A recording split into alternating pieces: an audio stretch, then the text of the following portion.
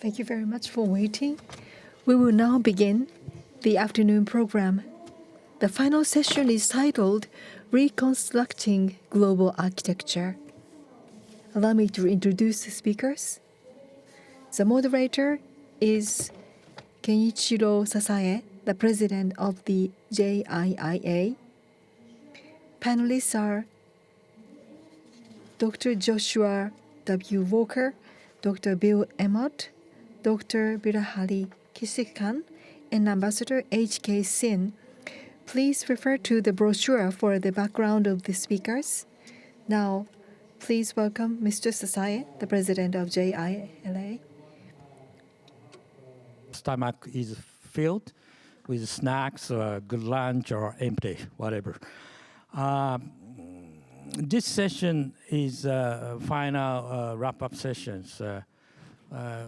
We have carried very active discussions yesterday and today, and I'm not going through all the individual issues here. Here I would like to talk about global architecture, what we could do to make the system better or working better together with friends and allies, not only friends and allies, even with opponents. Without any further ado, I'd like to quickly get into the question. There are basically three sets of questions I'd like to ask. One is we have discussed on the impact of Trump administrations, and we discussed on the some of the concern and opportunities. And so we would like to start from geopolitics. We have discussed on Ukraine, we have discussed on China, we have discussed about North Korea, and other things that could include, of course, the relationship with friends and allies. So I'd like to start with, Mr. Joshua. You are American here, right? Okay, so you could go. Do I have to answer for my sins of being an American? I usually get to represent Japan. Here I am going to be speaking from my perspective, both as a recovering academic and a recovering diplomat. You know, the elephant in the room is obviously Donald Trump and what that means for the next 4 years in the region. You can't talk about global architecture until you understand what one of the architects of that architecture is thinking. I think, number one, the big point to make is that we're only 2 weeks into the administration. We know very little about the foreign policy inclinations of this administration. What we have seen thus far has been very focused on domestic. I think that's going to continue. I honestly think that with the president coming back, given the grievances, given the clear indications he's given of what he wants to do, they're mostly focused on the domestic front. The good news to you all here is that when I look at the team that is being assembled on the national security side, on Asia in particular, these are not some of the people that we have seen, whether on January 6th or otherwise. So let me just at least give that as a good news to you. The bad news is there's going to be a lot of disruption. If it's simply the way Washington looks at things, you can look at the inauguration as a perfect example, right? We didn't get to see the full effect of the crowds because of the weather, but simply looking at the president and who was sitting behind him, it was not the normal cabinet secretary positions. It was billionaires.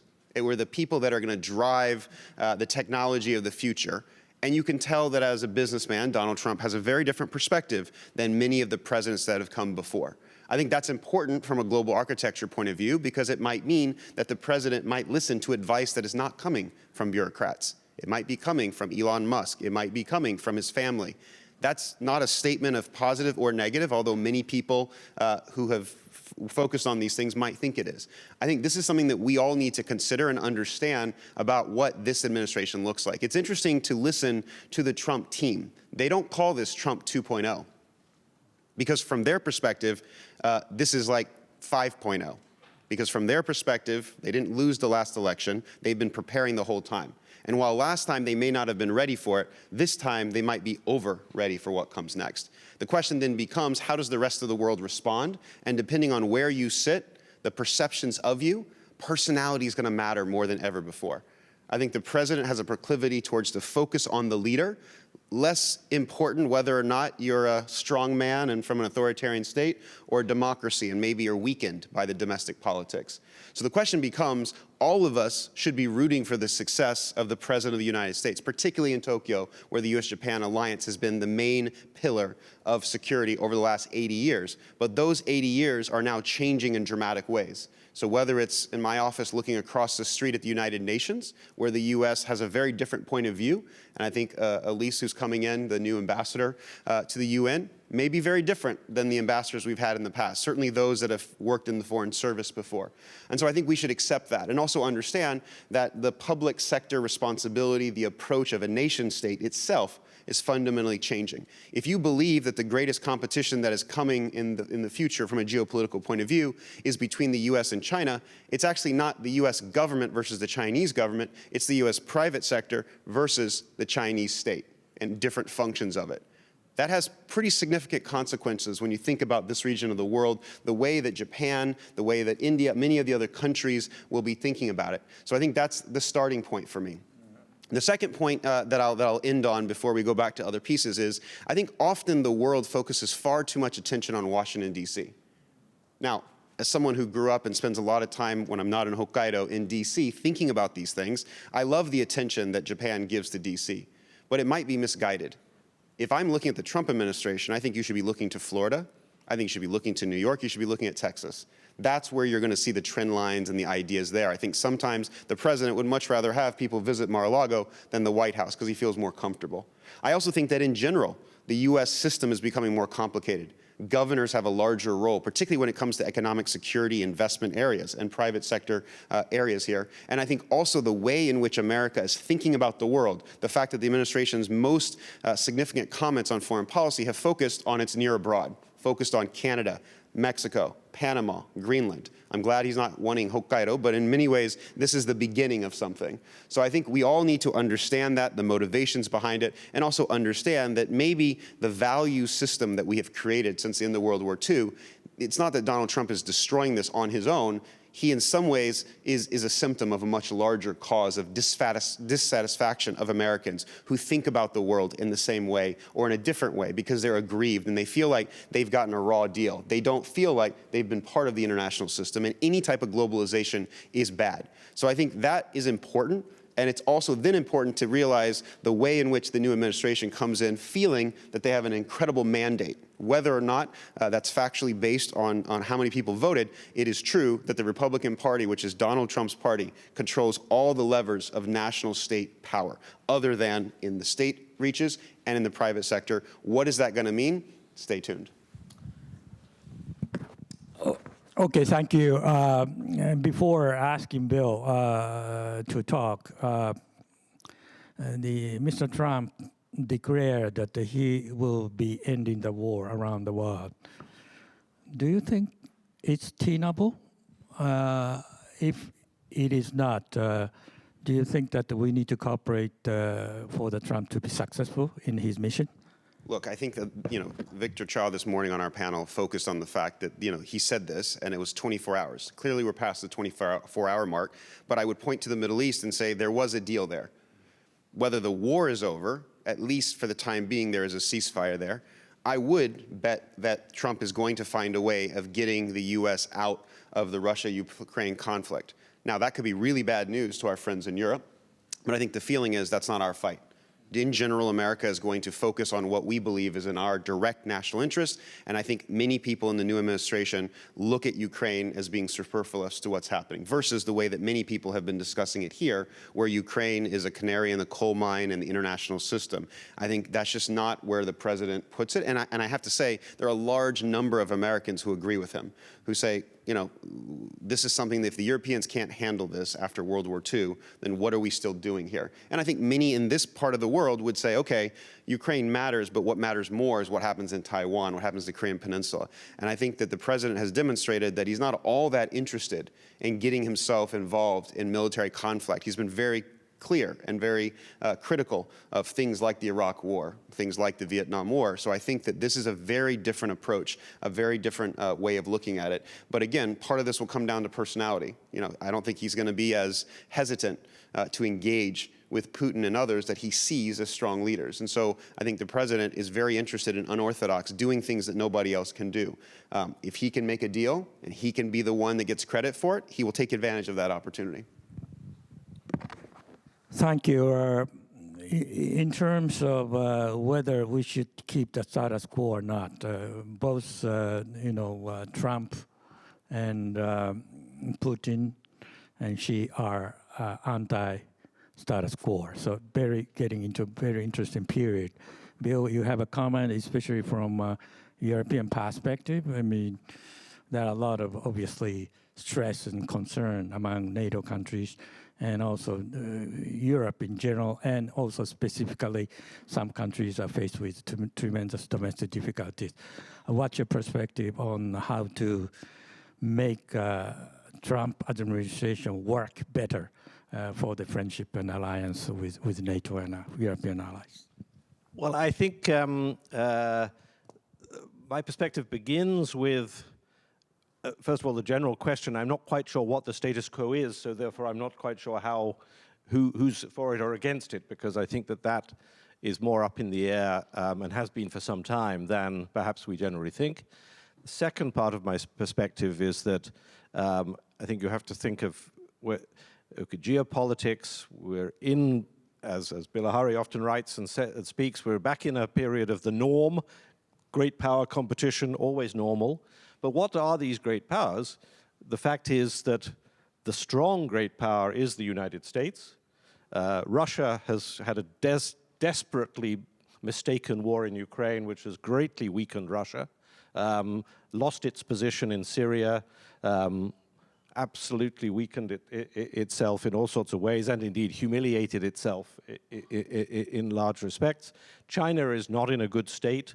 Xi Jinping has been, unsuccessful in many ways, in economic management especially. So we've got three great powers, but actually America is the stronger one of the three. So as we start looking at it, we have to say, actually, that's quite good. And the question then is, what can that strength be used for? Third framing point is that there are a lot of contradictions in the new administration. As Joshua said, at the inauguration behind Donald Trump were great billionaires. How did those billionaires become billionaires? One-word answer: globalization. They are billionaires because of globalization. Elon Musk supremely so, with factories in Germany, in China, in the Netherlands, in Canada, with a global business of Starlink and so forth. These are people who actually depend on globalization. So how is the anti-globalization view going to be reconciled with that business interest is, I think, the great question around this administration. Next framing point is that I think it's salutary for us Europeans to come to Japan and to the rest of Asia to realize that actually here in Tokyo and in many parts of East Asia in particular, you're very used to Americans being essentially bullies, to beating you up over things, and having worked out how to live with that. We Europeans have romanticized our relationship with America, typically partly out of a European superiority complex, I would say, that they'll always be on our side. They may make some mistakes, but as Churchill said, you can always rely on the Americans to do the right thing once they've tried all the alternatives. And that's our European view. We do look at Trump now in a different way because we think that actually he may now be an enemy in certain senses. And what we have to see worked out, I mean, we don't have an alternative. We have to be friends with America. But we also know that he's declaring that he wants to seize Greenland from Denmark. He's also declaring he wants to put a universal import tariff on. Lecturing us about defense spending is easy. That's fine. That's actually not new. That's been happening for decades. But and Putin as being the biggest pressure for us to increase defense spending, not Donald Trump. But the big question that we Europeans have to answer ourselves is he actually going to remain our friend and our ally? So how do we deal with that? I mean, I think clearly the playbook for dealing with Donald Trump is you have to deal with flattery. But you flatter him, but you do not make concessions, in my view. Flatter, but don't give way, because as soon as you give way, as the deal maker, he'll know he wants the next step, and then the step after that, and then the step after that. Flattery is fine, but don't make concessions. So at the IISS Shangri-La dialogue that will be in June, there will be an interesting juxtaposition. Assuming that he still comes, the US Secretary of Defense is always the opening plenary session, so we will have very much the MAGA, Fox News MAGA Secretary of Defense, Pete Hegseth. Our keynote address will be the President of France, Emmanuel Macron. I will be very interested to see the contrast between and the exchange between those people and how it works. Now, Macron, of course, is coming because he now has plenty of time, because he's no longer got a job to do as President of France, because it's been taken over by the Parliament. But nonetheless, it will be an interesting juxtaposition. I would suggest that at the end of 4 years, we will still be allies, but we know that we have to bear in mind that there are some wounds to take on the way. Thank you. So you suggest the European country to smile all the time and no rain check? Well, I think that we will smile. In the case of my native country, Britain, we will invite him on a state visit and allow him to come to Buckingham Palace and all of that. But will we actually pay any prices, give any concessions? I would recommend keep it low. All right, thank you, Bilahari-san, from not only from a Singaporean perspective, but ASEAN and also South Asian in general, perspective, please. Well, I'm not so sure I can. If it's just ASEAN, there's 10 countries, huh? So let me try to speak maybe from a small country perspective. I start from the premise there is only one America. And as Bill said, it's the strongest great power. And only America can do certain things. Therefore, since there's only one America, you calculate whether what it wants from you is worthwhile, whether the costs and benefits work out. And if they work out, if the sums come out right, you do it. If the sums don't come out right, you find a nice way of not doing it. Another way of saying this is that we have always dealt with America more on the basis of common interests rather than, as you said, Bill, romanticized common values. Right? And that perhaps makes it slightly easier. I didn't say easy, slightly easier to deal with a transactional Donald Trump. Let me add one more point to support or to extend what Josh said. It is a different America. But where the difference lies? From a geopolitical point of view, I think it lies with the end of the US-Soviet Cold War. After the Soviet Union imploded, the US faces no existential threat anywhere in the world. China is a formidable competitor, but that's not an existential threat. Russia is very dangerous, and it is an existential threat to Ukraine. It may be an existential threat to some parts of Europe, but not to America. And you could make a similar case for North Korea and Iran. So if there is no existential threat anywhere in the world, why should Americans, in the words of John F. Kennedy, pay any price, bear any burden to uphold international order? And in fact, from where I look, from my point of view, the foremost priorities of every American president since Bill Clinton have been domestic, with George W. Bush as a partial exception forced by 9/11. So there is, from where I sit looking at them with a different perspective, there's not that much difference between Biden and Trump in the sense that both are still engaged in the world, but there has been a unilateral, explicit redefinition of the terms of American engagement with the world under Donald Trump. It's not a retreat from the world. It's just that America will become far more discriminating about whether and how it gets involved.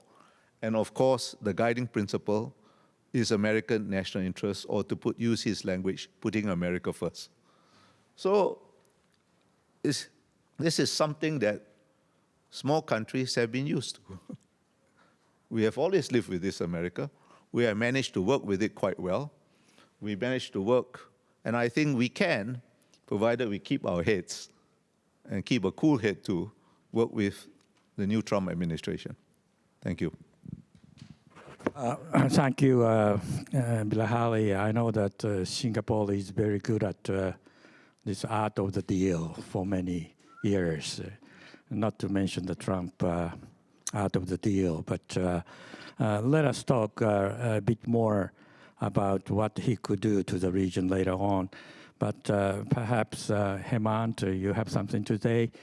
You are pleased to see the Trump is coming back strongly in terms of Indians' multipolar, independent policy as a friend. Thank you, Ken. It's a great pleasure to be back at the Tokyo Global Dialogue. After listening to my fellow panelists and also to the conversations since yesterday, let me just once again underline that the United States has witnessed a watershed election. And also to say that Trump has transformed US domestic politics, and he has also promised to realign America's policy orientation towards the world. I won't go into the many aspects where he may, how he may look at foreign policy making and what he might pursue, but you can be sure that he will prioritize the primacy of America's global power, influence, and interests. And this is not an isolationist stance to my mind. Two aspects of Trump I'd like to pick on. And one is, and the most important one as far as global order is concerned, is that he's calling for an end to ongoing conflicts and preventing the outbreak of others. And that would be of benefit to global order if he is able to achieve what he sets as a goal. However, I would like to also put in a caveat that the path to peace and stability will not be easy, as the great power rivalries and the interests of alliances remain key determinants in how things will change and how they might evolve. So from the perspective of where I come from, if durable peace is to ensue, it will need to be negotiated through dialogue and diplomacy, and it will not be imposed on the battlefield. So I've heard a lot of European colleagues commenting yesterday. I think the ball is in Europe's court. Now, any forward movement towards peace in Europe and the Middle East will have a positive impact on the Indo-Pacific. I say that particularly because the conflict in Europe has bled Russia, but it has also drained the strength of the Western alliance. China, on the other hand, has conserved its strength and consolidated its power. So any change in terms of the other conflict situations will bring about a positive rebalancing. I recall that the Indo-Pacific strategy was first outlined under Trump 1.0. Quad was also revived at that time. Hopefully, this strategy will return with greater vigor during Trump 2.0. And the initial indications are quite positive. Regional states in this part of the world will, of course, have to deal with the Trump effect. There will be no free passes and no free riding. The importance of national resilience to secure national interests will grow. I want to take you back to 2017 when Trump addressed the UN General Assembly, and something which gives you an indication of where his mindset is working from. He said, and I quote, "Our success depends on a coalition of strong and independent nations that embrace their sovereignty to promote security, prosperity, and peace for themselves and for the world." He went on quite at some length in that line. So let us see how things evolve from here on. I do believe in the meanwhile, as the US assesses its role in the international system anew, a global architecture that is more plurilateral could emerge, where like-minded nations come together on specific agendas. The Quad is an example. Thank you. Well, thank you very much. I think there was general views expressed about the hope for the Trump presidency, focusing on the positive possible impact of what he's going to accomplish. But we have to also pay attention to darker sides of his administration on the global impact. That is global governance related to multilateralism, like United Nations, international trade, climate change, human rights, and all this liberal agenda, which United States has on and off. It's different, but of entire post-war period, it has cherished and tried to develop, whether it is Democratic or Republican. But that part is quickly diminishing. So what do we do? What's the role of Global South and so forth? Perhaps I better ask Birahari first on this point. Again, let me say that I don't like the term Global South. Because how do we call developing countries? Well, that's better. Okay. But either term imposes a false coherence on what is a very diverse phenomenon. What they have in common is a certain mood. But mood is not any coherent collection of interests. I think I must have been in a previous life a very, very evil person. Because when I was reborn as a young Singapore diplomat, a lot of my earlier career has been was enmeshed in dealing with what we now call the Global South. And I can tell you there is no coherence in it except of that mood. Now, that mood is important. I think you should understand that mood.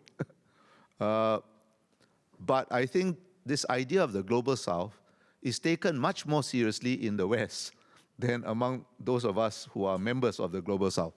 Ambassador Singh may have a different view, but that's what I see.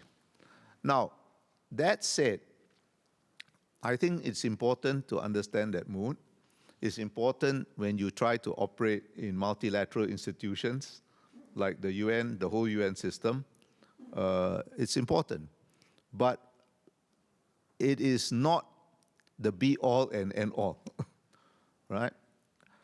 I think it's a bit condescending, actually, because the term Global South somehow has a slight connotation that we don't know our own national interests, right?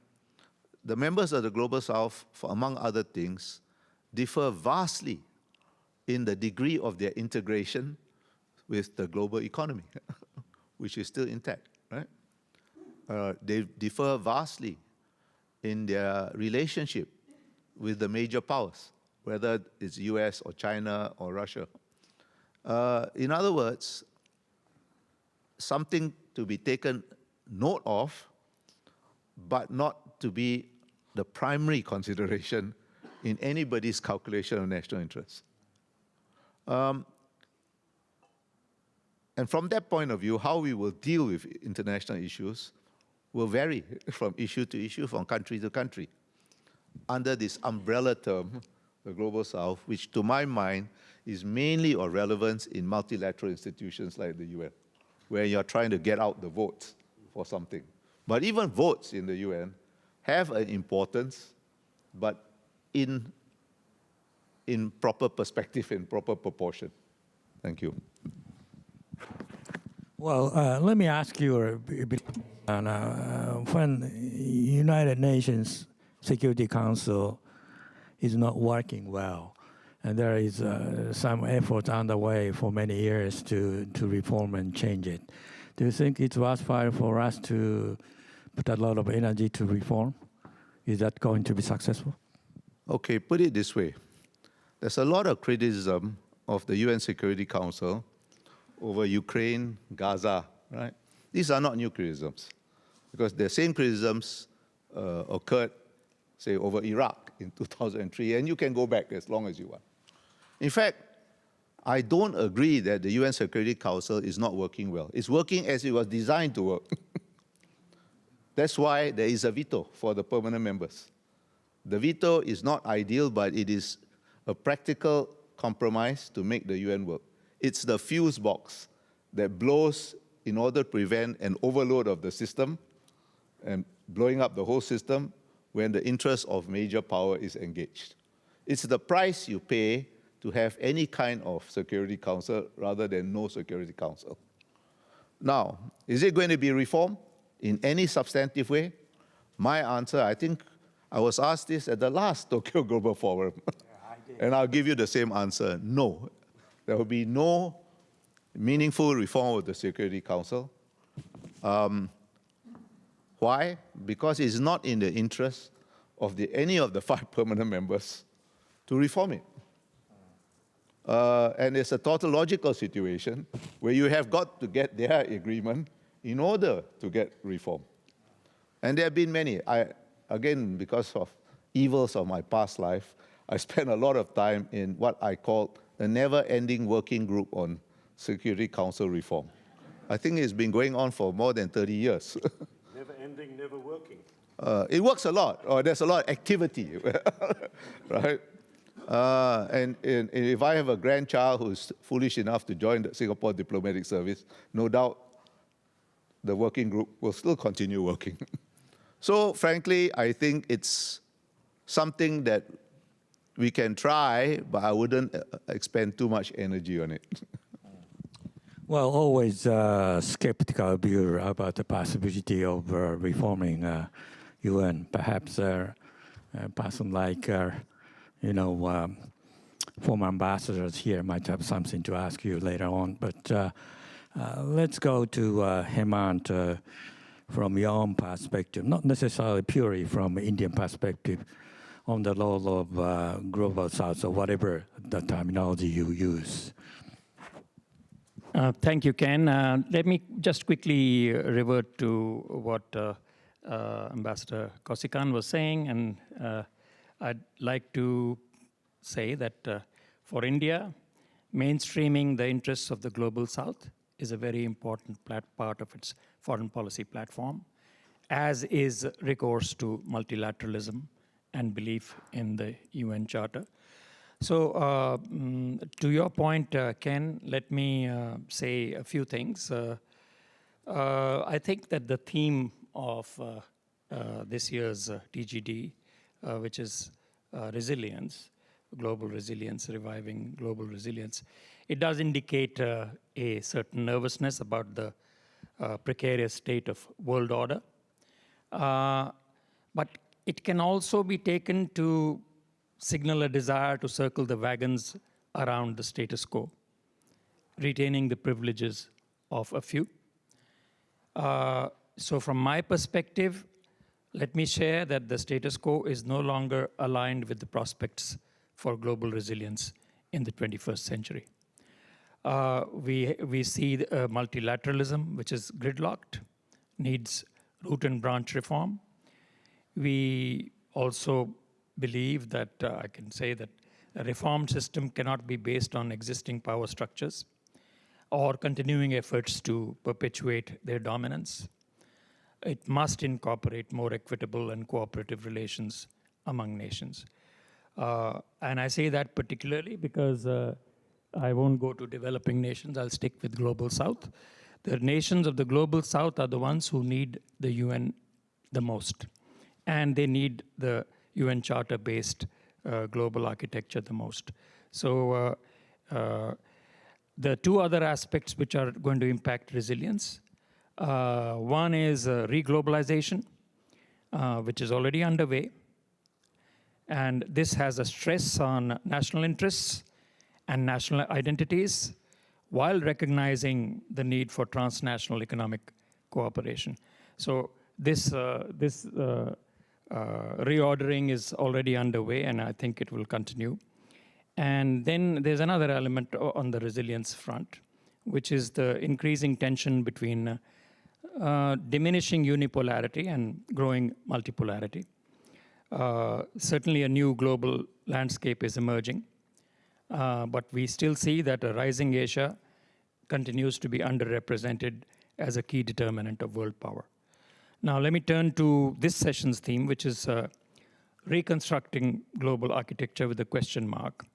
And I hope that this signals a desire to bring back greater inclusivity and cohesion to the Committee of Nations.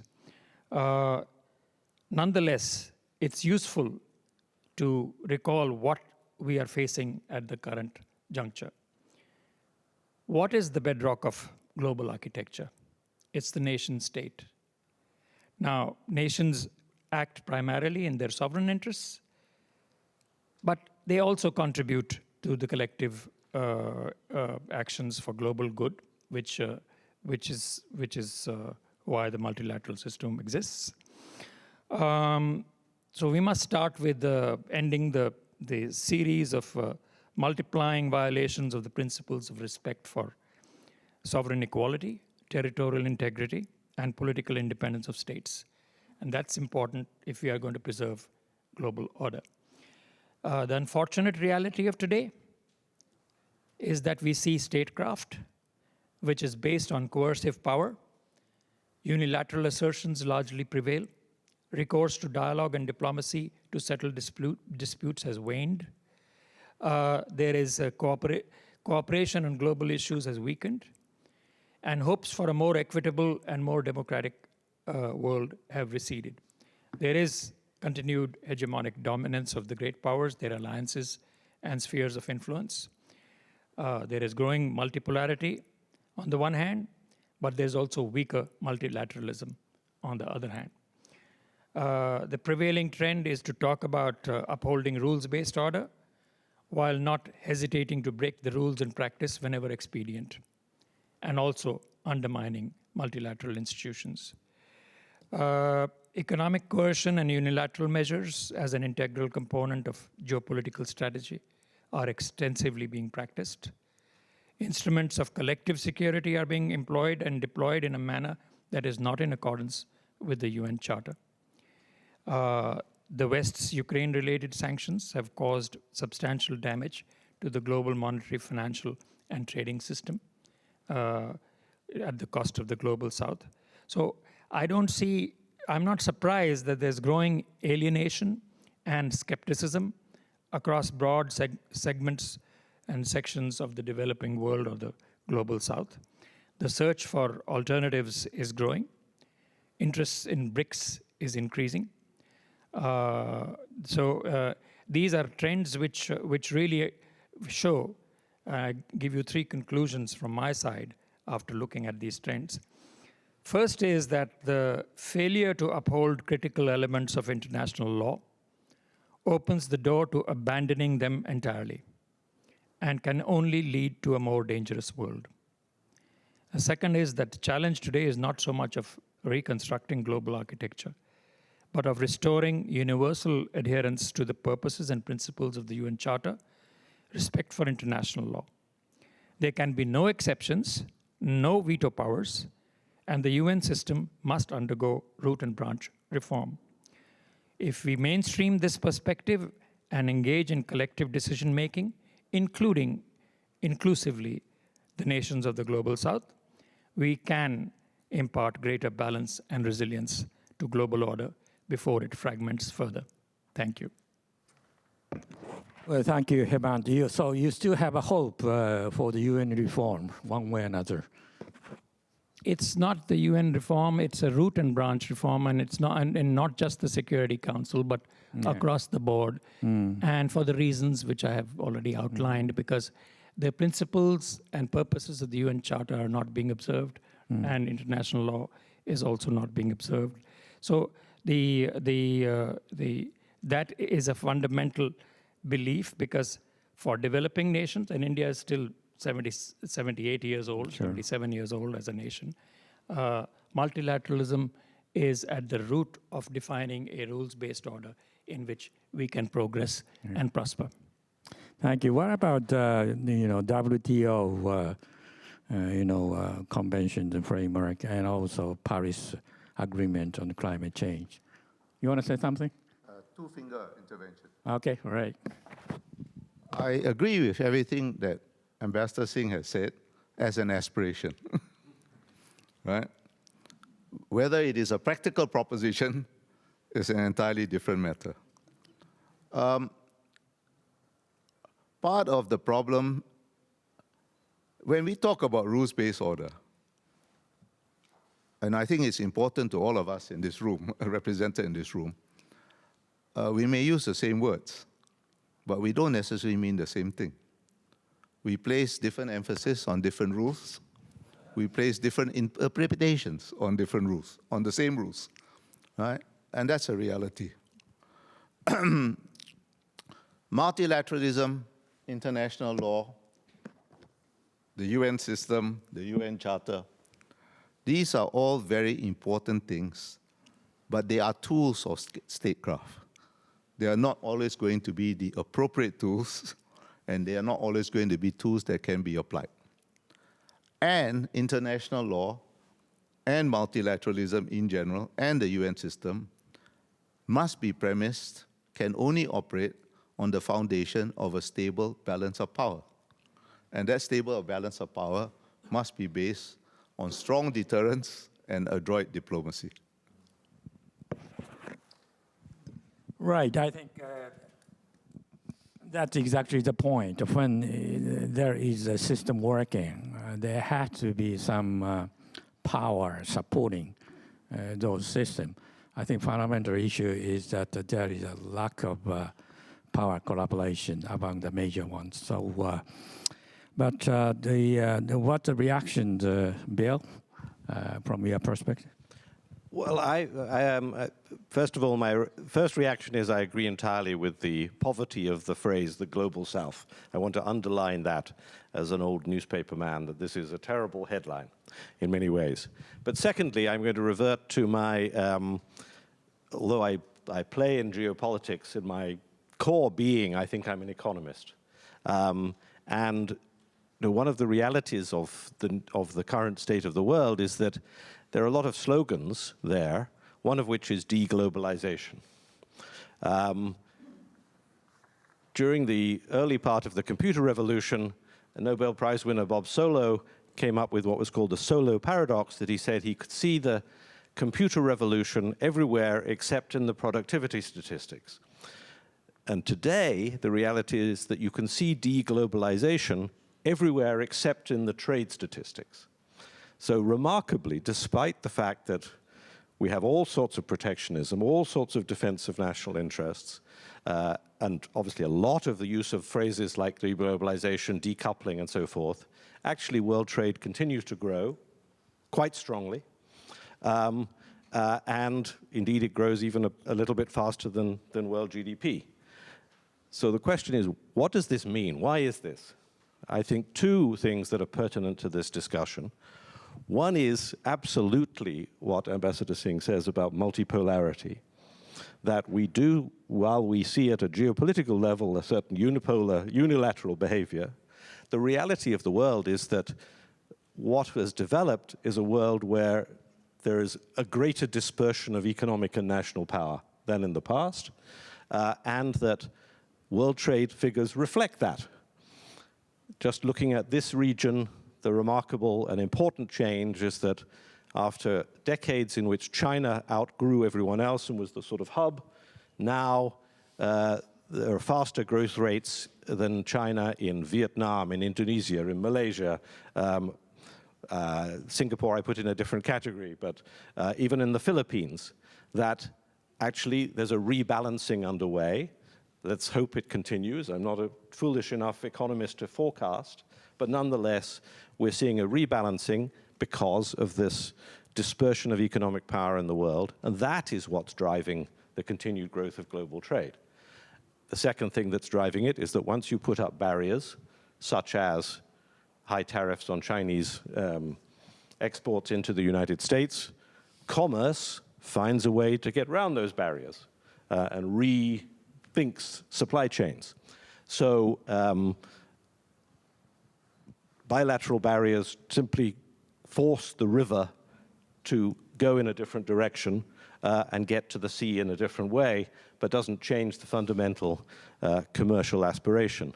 I think when you go to global architecture and institutions, which that is, I think that that has to reflect the reality of what bricks are there, what bricks, with a K, not the BRICS organization, but what bricks and mortar are being existed, where is power, and what I think one sees in the economic and trade sphere is a proliferation of regional mainly regional trade agreements that are replacing the WTO as the primary driver of rules agreement, agreement for rules and investment. And of course, the Trans-Pacific Partnership, the CPTPP, is a prime and noble example of that.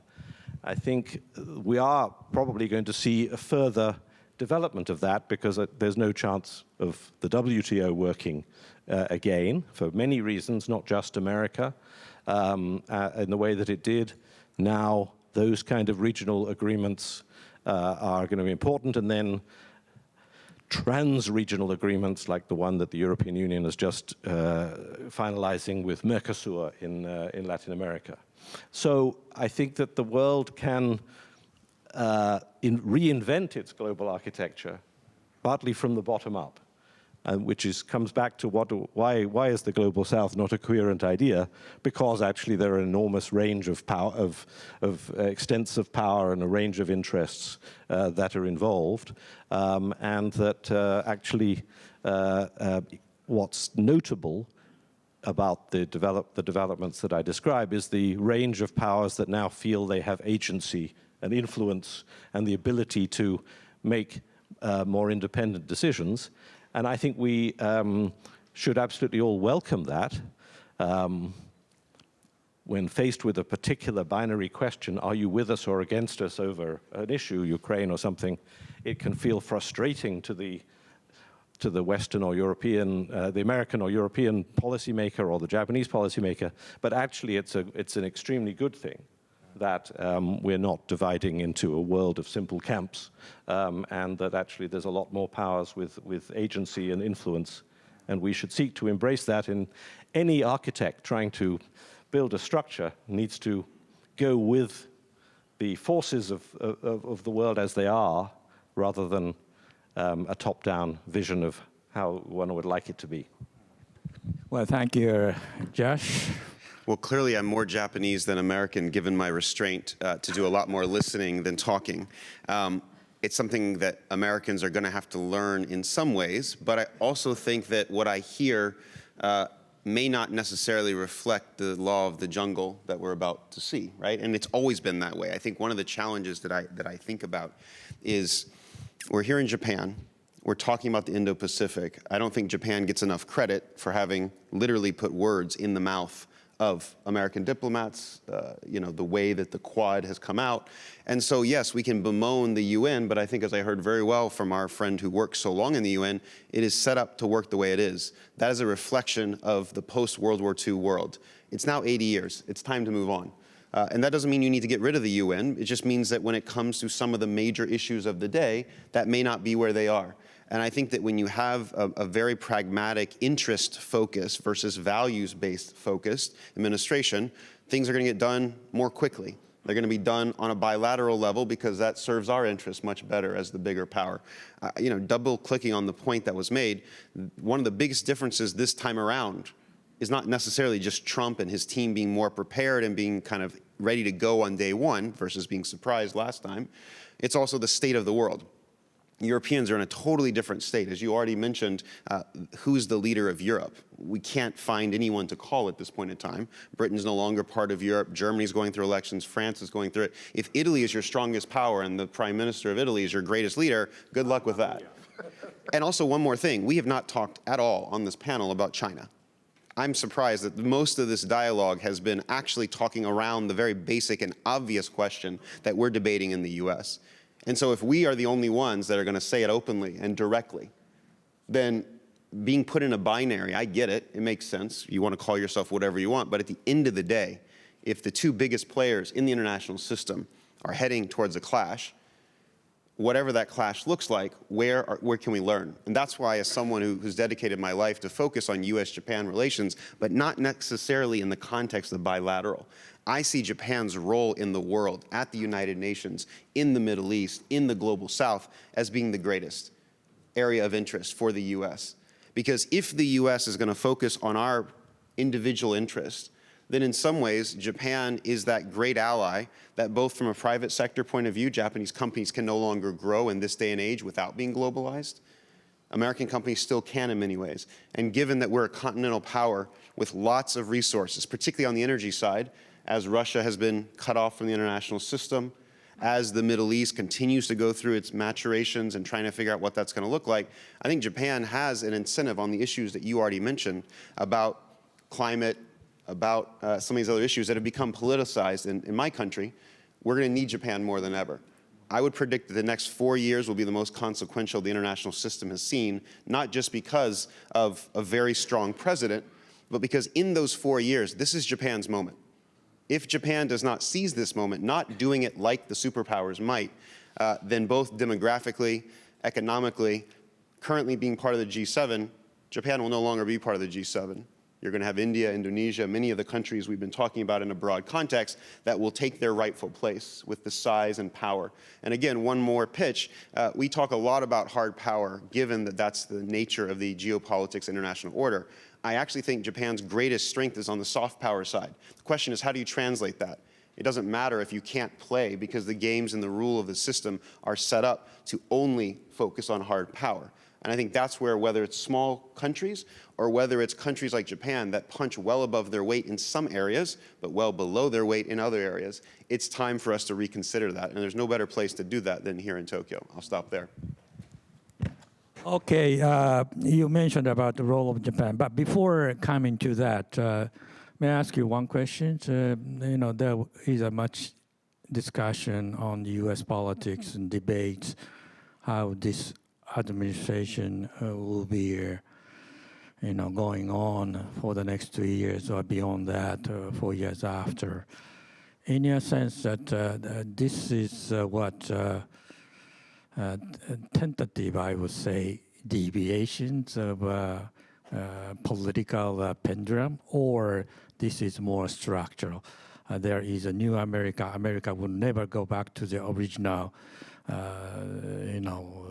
political, situation we are familiar with. Yeah, I mean, if you mean familiar, a Reagan Republican, that's gone. I think in many ways, the two political parties in the U.S. are shadows of themselves.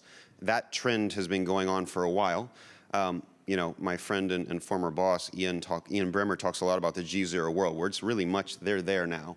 And I think the challenge is, we don't know what the shape of the Democratic Party is going to look like. There's no one to oppose what Trump is proposing at this point. We'll see with the midterms.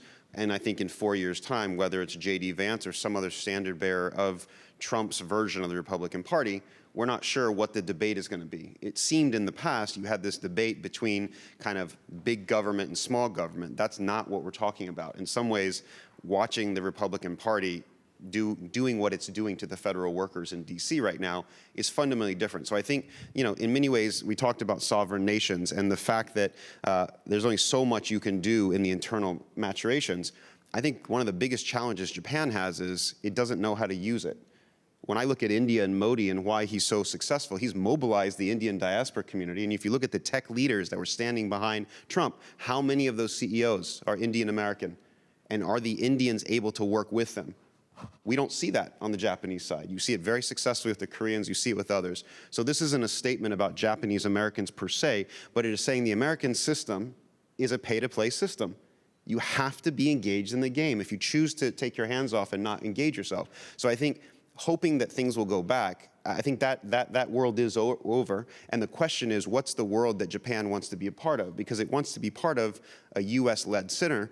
I don't think it's about capabilities, it's about willingness. Does the American population want to be part of that system? And again, this does mirror some of the historical rhymes that we've had in the past. America certainly has a pendulum swing. You would not have Trump without Obama, you would not have Biden without Trump, and now you wouldn't have Trump without Biden. So that swing will continue.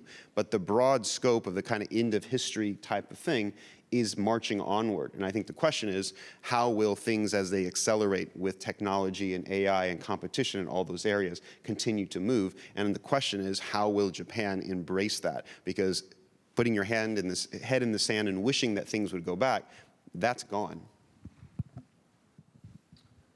Well, okay, perhaps Bill, you want to say something about what Japan can or should do for the betterment of the global structure, including the United States? Well, first of all, let me just respond. I think what Japan does have to be influenced by the view about how fundamental is the change in America. So let me add something to what Joshua said. I think the key question, and it comes back to interests versus values, as Bilahari said, is really whether American interests are changing. Personally, I think that at a fundamental level they're not, but they're being expressed in new ways. And so I think the pendulum swings, but the interests are the constant. And I do think that America will continue to have a global interest. It will continue to have a fundamental interest in preventing China dominating the Indo-Pacific. And Japan's role in its own interests, reflecting its own interests, I think should reflect a sense of that long-term American positioning. What is Japan's greatest security threat and interest? It's clearly China, with North Korea and Russia second and third in some order. And what Japan has been doing in terms of setting up the defense build-up plan, in increasing its forward deployment of military forces, of clearly developing a greater contribution, both in hard power, but also critically in technology and intelligence, over obviously a long development period, I think has to be the right long-term support of Japan's interests, and will align with American interests, I think, so that national security strategy has to be the fundamental guiding star, I think, for Japanese conduct, both in these 4 years and in whatever years come after that. So I actually don't think things change greatly from Japan's point of view. I think that security contribution, absolute focus on building deterrence and strengthening deterrence has to be a crucial thing. And then I do think maybe the extra thing that one shouldn't forget is that Japan's relationships in Southeast Asia and in other parts of East Asia are very crucial, both for Japan and for that security strategy. And I think that the CPTPP was part of that. The relationship with the Philippines, building up the Philippines' capability has been important, but also investment in Indonesia, investment in other countries. And I think that Japan should continue to play a very strong regional role, both in building rules, but also in building capacity. Thank you. Hemant, you want to speak about what Japan can do or should do? Thank you, Ken. I just on a finer point with Ambassador Kosikan, I entirely agree with him that multilateralism doesn't exist for its own sake. And it requires great powers to be supporting and underpinning the multilateral system, which is not quite the case at the moment because there's a gridlock. But moving on, as far as Japan's role is concerned, it brings to mind that there was a very important enunciation of Japan's foreign policy principles a couple of years ago by Prime Minister Kishida. And I think if I can just jog your memory and outline a couple of points there, he said that there is respect for diversity, which is fundamental to driving the international community in the direction of cooperation rather than division and confrontation. He observed that rule-making must be undertaken through dialogue, inclusiveness and openness, and there must be equal partnership among nations. And so Japan seeks a world where diverse nations coexist and prosper together under the rule of law. This is a very fundamental Japanese position, which I think countries like India completely support in terms of the outlook, the broader outlook, and we do hope that this type of perspective is something which Japan will continue to bring through its diplomatic practice. The second element, as far as Japan is concerned, is the most worrying and imminent threats that we face today in this region are in the Indo-Pacific. And I think this calls for much stronger security partnership between Japan, India, members of the Quad, for advancing shared interests and anchoring stability in the region. The one thing which I'd like to point out in this regard is that Japan needs to decide whether it can buttress Indo-Pacific stability by engaging Western alliance frameworks alone. In my view, as a nation power, Japan needs to cast its net wider, and we hope it will. Thank you, Hemant. On the last part, I can't agree with you more. I mean, Japanese foreign policy throughout the period after the war is based upon three things. One is alliance with the United States. Second one, we are a nation of Asia. The third one, Asia, we say Asia in the Pacific, the same things. And the third thing is we are a member of the international community.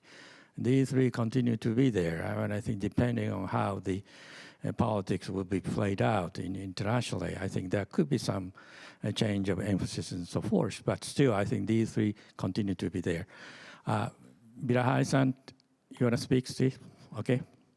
Let me speak about how I see Japan's role, but in a broader context, building on something Bill said. Bill, you talked about the diffusion of economic power. Actually, you might as well talk about the diffusion of the concept of power, and therefore about a new concept of what it means to be, what a multi-world, polar world means. The kind of traditional concept of multipolarity is there are kind of fixed number of great powers that form the poles. But I think that's a bit obsolete concept. It's an obsolete concept because all of us have to deal with the major powers, particularly US and China. But all of us who are not major powers, which include Japan and Singapore and India, have concerns about one aspect of behavior or the other of all the traditional major powers, right? But we have to deal with them. At the same time, the international agenda has expanded widely. This old distinction between high power and low power is completely obsolete. So you have what I call a situation of dynamic multipolarity, where you have different coalitions of powers, big and small, forming around particular issues, dissolving and reforming in different combinations around other issues, and so on. And this is a situation where there is great opportunity for a country like Japan or India, but Japan in particular in Asia, to play a leading role. We saw a beginning of this in the first Trump administration. Mention has been made of the CPTPP. All right, Trump leaves the TPP for whatever reason, right? I think it was a mistake, but it's done. But Mr. Abe rallies countries and forms the CPTPP. That's a kind of coalition forming around a particular issue. And there can be others. And that's the kind of context that gives great opportunity to a country like Japan. The limitation is, of course, Mr. Abe is no longer with us, sadly. And it seems that for one thing we all fear in Southeast Asia is another situation where Japan sees a series of revolving prime ministers. You need leadership.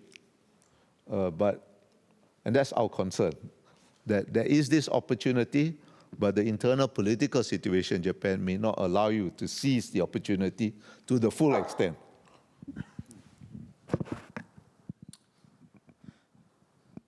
Okay, thank you very much. I'd like to have the audience asking questions or making comments on this conversation. Yes, please.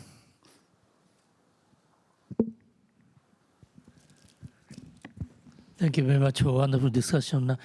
Japan has been out from the Security Council as a non-permanent member of the. And then Japan has predicted that Japan will not run for 9 years to come. That will be the longest absence from the Security Council for Japan. And Japan is usually a silent member in the Security Council. But if we are out, we will go to be even more silent, I'm afraid. But actually, it's Japan's responsibility to activate the United Nations, I think. Then my idea is that I have learned quite a lot about the successful activity of Singapore in forming S5. Even with those small 5 countries, you can do something at the United Nations. So my idea is that we have to strengthen our relationship with the Southeast Asian countries.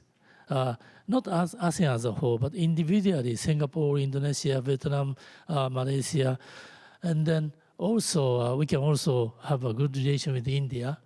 Then we have to make some noise at the United Nations. My idea is that we should take an approach based on Model B, which was proposed in 2005. I remember that in 1957, then Prime Minister Kishi made a visit to South Asia and also Singapore. And then after that, he went to the United States to meet with Eisenhower. And he got the promise of revising security treaty between Japan and the United States. And then in that autumn, Japan was elected as a non-permanent member of the Security Council for the first time, within a year after being accepted at the United Nations. So the relationship, cementing the good relation with India or Southeast Asia and the United States are not contradictory to the active role at the United Nations. We should pursue all these things together. Thank you. Other questions? Please. Thank you for taking my question. Kaori Ida with NHK Public Broadcasting. Mr. Ahmed, at the outset, you talked about the competition between the tech billionaires who have benefited from globalization and the anti-globalization MAGA team. From your perspective, from your vantage point, which side do you think will prevail, or at least has advantage today? Where do you think this competition will play out significantly? Is it on tariffs, on immigration policies, on AI regulations, or is there a blind spot that I'm missing? And also, what will be the implications for a country like Japan? And how does the US Steel, Nippon Steel deal fit in this broader globalization picture? Thank you. Possibly 2 or 3 more questions. Yes, please.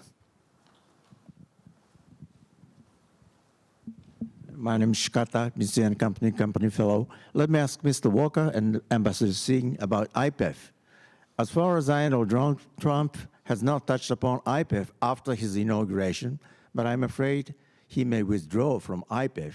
In such a case, what do you think IPEF will be? Japan should take the leadership in the same way as CPTPP, and the United States will be absent from multilateral frameworks in the Pacific. China is going to play a key role in RCEP. I don't think she belongs to TPP, but she's going to play a very key role. And India has withdrawn from RCEP, is not a member of CPTPP, will not be a member of CPTPP. So if the United States withdraw from IPEF, what will India do? Thank you. Okay, other questions? My name is Hara, former Japanese diplomat. I'd say in February, probably Prime Minister Ishiba will be visiting the United States and meet President Trump. Suppose you are the policy advisor to Ishiba, and from each of you, I'd like to hear what kind of specific policy recommendations do you like to offer for Prime Minister Ishiba, so that he can raise this policy to President Trump? Thank you. Okay. Well, the last question possibly is I put all this together. Okay, please. Sorry to keep you waiting.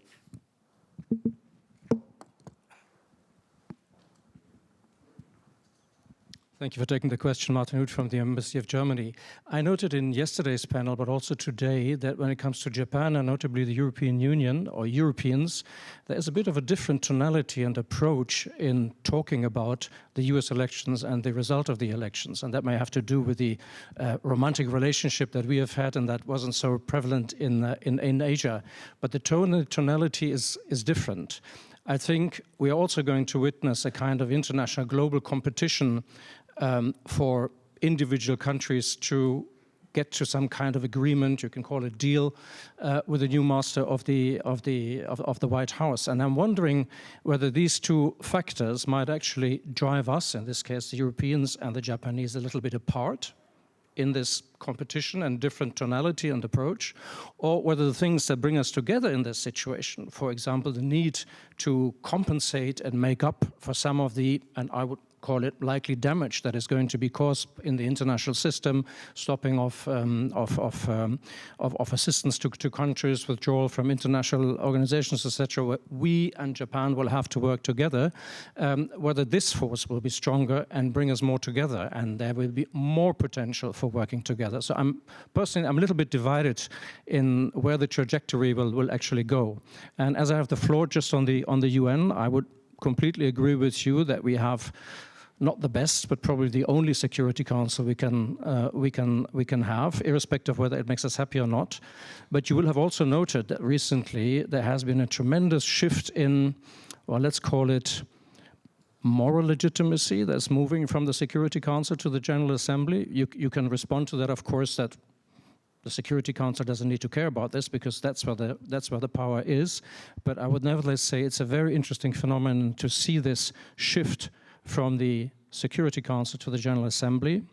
To Hamad, I would say, I mean, we both worked in the UN for many years. The UN is terribly slow, and you will recall great concepts that have been developed in the UN. Let's take the right to development and the responsibility to protect, and both concepts by now are actually dead because their own proponents terribly abuse them. So that should give us a reason to take a look into the mirror and say, irrespective of what we think about the US and the big powers, etc., what we as the biggest fans of the multilateral system can do to improve. Thank you.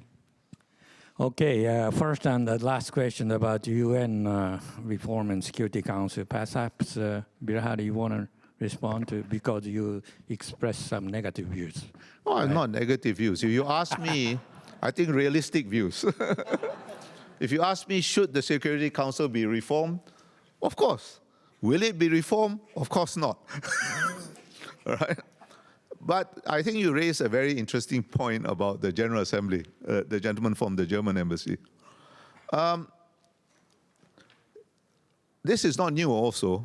When the Security Council has been in deadlock, the General Assembly has, on one occasion at least, played a decisive role in substantive questions of peace and security. That is Uniting for Peace resolution. But that was a long time ago. And that was a kind of loophole that I think all the 5 permanent members took note of and will ensure will not happen again. But that said, I think you are right that the General Assembly is playing a greater role, but it is by design in the Charter, which is a sacred document or something, largely a performative role. Now, performance has a place in diplomacy, but performance is only performance. Let's not forget that. Okay, the next one is this big tech and benefiting from globalizations and their problems. Perhaps Joshua or Bill? No, either way. Very happy to have Joshua answer it. You go ahead. Yeah. I'll give my answer first. It's an excellent question. I think the fundamental interest of the tech billionaires is regulation. And that means, obviously, straightforwardly domestic American regulation. And in that, they are aligned with the deregulatory instincts of the Republican Party and with the task of eliminating what in the Republican Party and conservative parts of it are called the censorship industrial complex, namely any efforts to make the tech platforms take responsibility for what they publish and related aspects. And that's why Mark Zuckerberg has eliminated the fact checkers on his platforms, on Facebook. So I think that their principal interest in regulation, that also means they've got a secondary interest in trying to use US power to influence overseas regulation, and that we will see played out especially in negotiations between the United States and Europe, because their major regulatory headache is the European Union and the Digital Services Act in the European Union, which is taking a serious effort to try to introduce proper regulation for the tech platforms. Clearly, if they could dilute or weaken that thanks to American threats, they would like to. So I think that that's their primary interest. The second point about them is that they are principally services companies. So their interest is in globalization of services, of technology, principally. Elon Musk is a more complicated case because he is both a services business and a manufacturing business. Will he argue against tariffs and trade barriers on imported goods? I suspect that he could make a peace with those tariffs because a lot of his trade can be local. The Chinese production of Teslas being for sale outside the United States, domestic production being for inside the United States. So I think that he could probably adapt to a world of tariffs. So the fundamental clash about globalization, as seen by Donald Trump as being about manufacturing industry, about protecting the small part of the American economy that remains in manufacturing, and with the illusion, in my view, of seeking to expand it substantially, which is just not going to happen, but nonetheless, that's his political campaigning slogan. Then the battle will be not between those tech billionaires, but rather with other billionaires, which include Wall Street billionaires, Scott Bessent, the Treasury Secretary above all,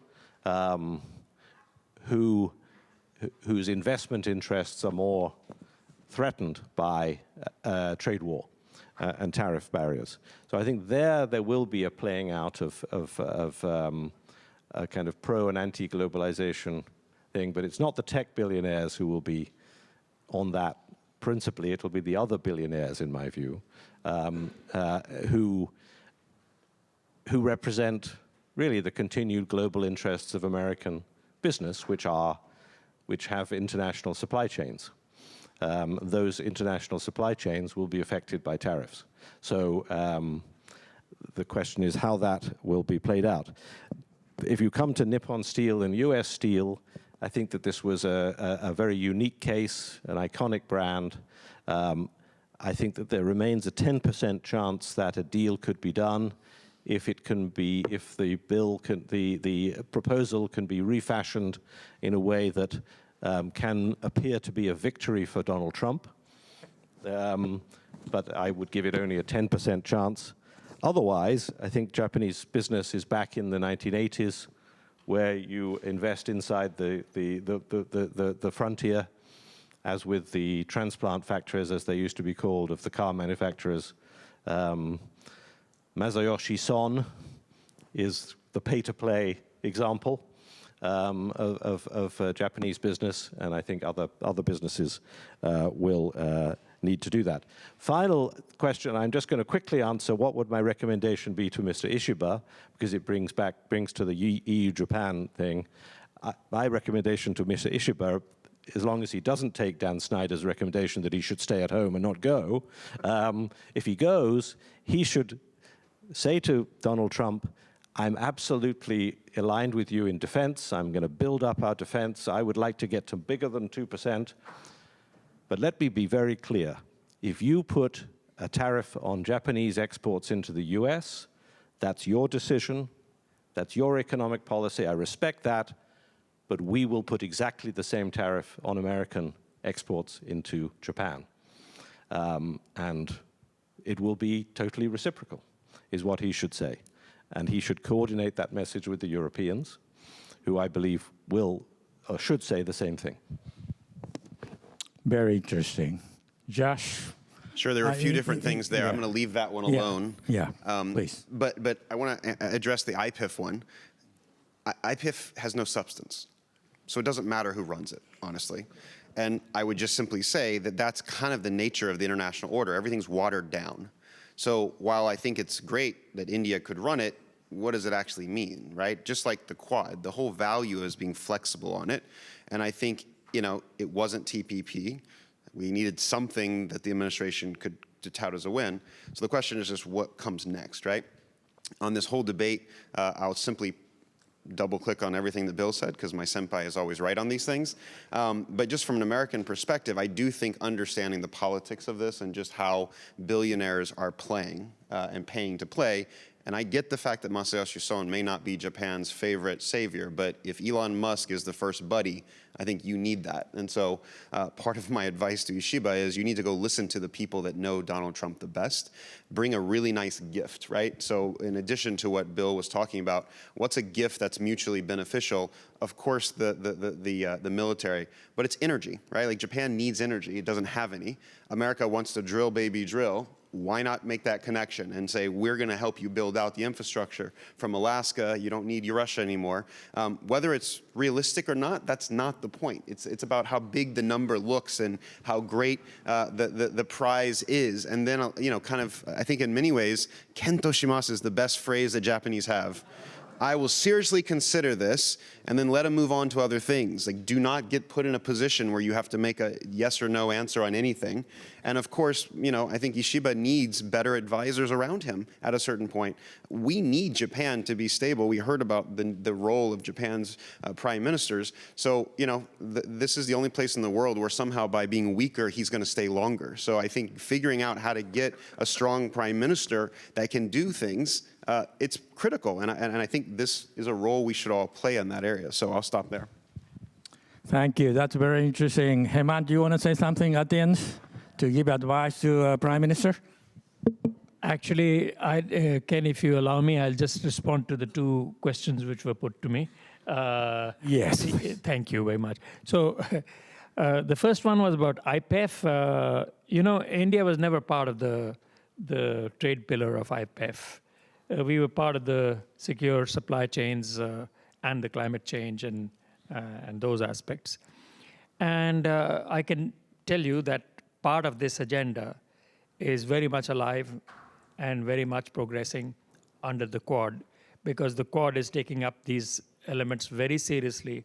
The supply chain issue, the critical materials issue, the technology issues, the entire range of this side of economic security is a part of the Quad agenda. Also, we have a very healthy, positive relationship in terms of trade with the United States. It's our largest trade partner, and it's fairly balanced. So it's that's as far as the trade goes.